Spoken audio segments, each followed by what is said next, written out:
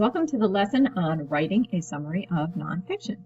The essential questions that we will cover today include what is a summary, what makes a good summary, and how can I write a summary of nonfiction. So let's start with what is a summary. Take a look at these 4 different definitions and choose which one you think is the correct definition. Did you get a summary as a shortened form of a text with all of the main ideas? If you did, then you're probably already on the right track.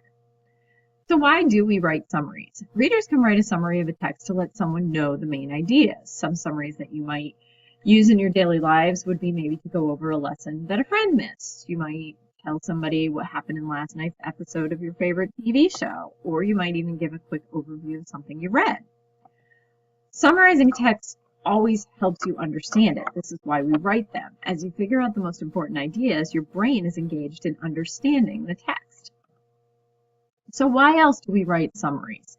Students often write summaries as school assignments. They might also write summaries that are included on tests and assignments to see how well you understood a text. How long should a summary be? This is always a question students ask their teachers, and there really is no right answer. It really depends on the length of the original text, and also keep in mind that the summary should always be shorter than the original text. So what makes a good summary? Here are 4 basic rules for writing a summary of nonfiction. First, always include the important ideas from the text. Second, try to put the ideas into your own words. Third, leave out the little details and repeated information. And also use the text structure of the text. So let's go over these steps one by one. First, let's include important ideas from the text. This is easy to say, but sometimes hard to do. As you read, it's important to think about what ideas are most important to the author.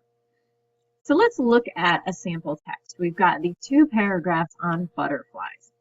So many butterflies depend on certain plants to survive. As adults, butterflies drink nectar, but caterpillars eat leaves. Some caterpillars only eat the leaves of specific plants. Monarch caterpillars, for example, eat only milkweed. If butterflies cannot find the food source they need for their eggs, the next generation will not survive. When habitats are changed, such as when wetlands are drained or forests are cleared, butterfly populations may drop dramatically. According to the Xerces Society, an invertebrate conservation group, over 50 kinds of U.S. butterflies are at risk. So what you want to do is ask yourself, who or what is this about? What is going on? And what does the author want me to remember when I am done reading? Here are our main ideas in here. First, many butterflies depend on certain plants to survive. We also have, if butterflies cannot find the food source they need for their eggs, the next generation will not survive. And then finally, we have over 50 kinds of U.S. butterflies are at risk. Think about why those are the important ideas in this text. When you're looking at finding the important ideas, you can use this strategy. It tends to work for a lot of students, and this is actually what most reporters, nonfiction reporters, whether they're reporters on TV or reporters for the newspaper or magazines, they use this type of summary strategy.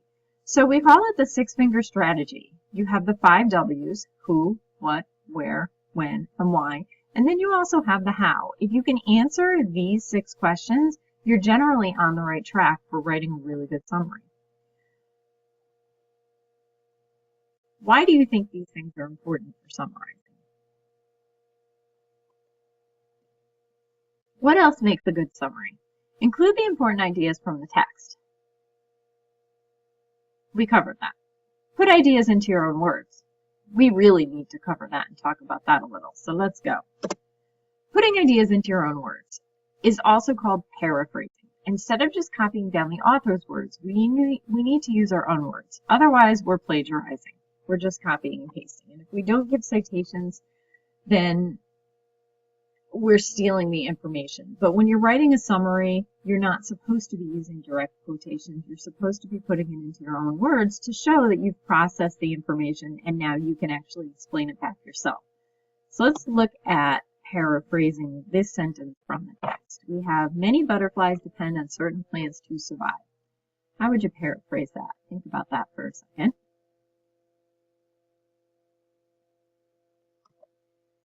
Here's one hint. Try using synonyms for some of the important words, maybe verbs, adjectives, or nouns. So here we have a change out. We have many butterflies depend on certain plants to survive.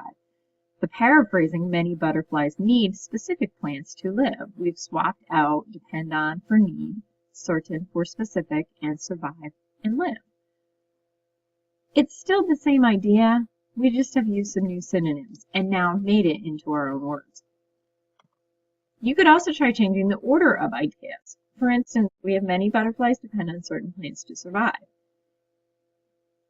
Go back to our paraphrasing from before and maybe switch it up even more. We have in order to live, butterflies need specific plants for food.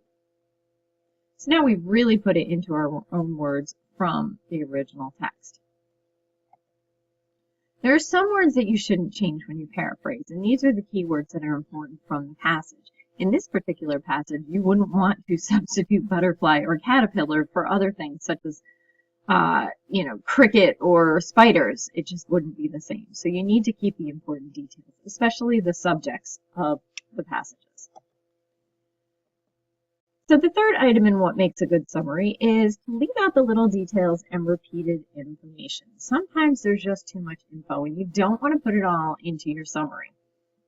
Small details can be called trivial details. They might be interesting, but they're not important to the main ideas of the passage. We do not need to include these small details in our summaries. So take a look at our very first paragraph. Can you see any small details that could probably be eliminated?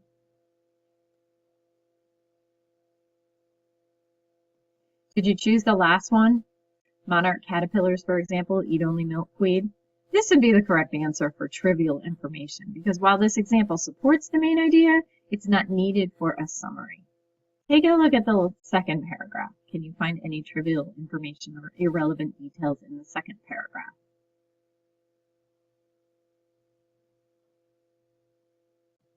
If you spotted the fact that the Xerces Society is an invertebrate conservation group, you probably got the right answer. We don't need to know what kind of conservation group the Xerces Society is in our summary. We probably don't even need to know who it's according to in a summary, just the fact that there are many butterflies that are at risk.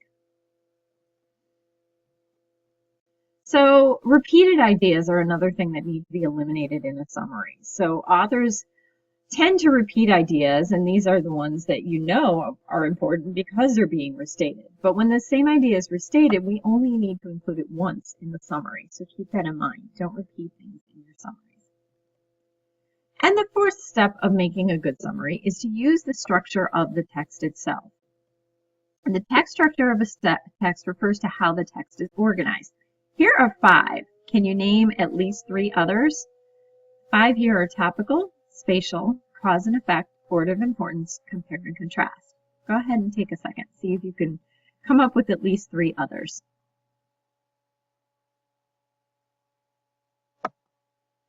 Here are the 3 that we went over in class last week. We had chronological, problem solution, and question and answer. When you look at the text structure of a text, you can find the big ideas and see how to organize your summary. You should follow that as a model for writing your summary. So take a look at this text again and see if you can come up with what the text structure is here.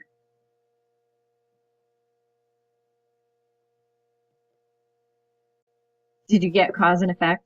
In your summary, you need to show that this is cause and effect. The first paragraph goes over the reasons why monarchs and other butterflies are endangered, and in the second paragraph, we talk about what happens when those food sources go away. The next generation will not survive.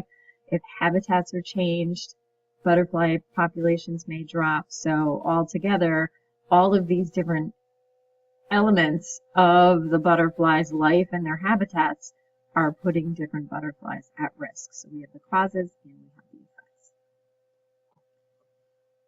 So, what do you remember about the 4 rules for writing a good summary?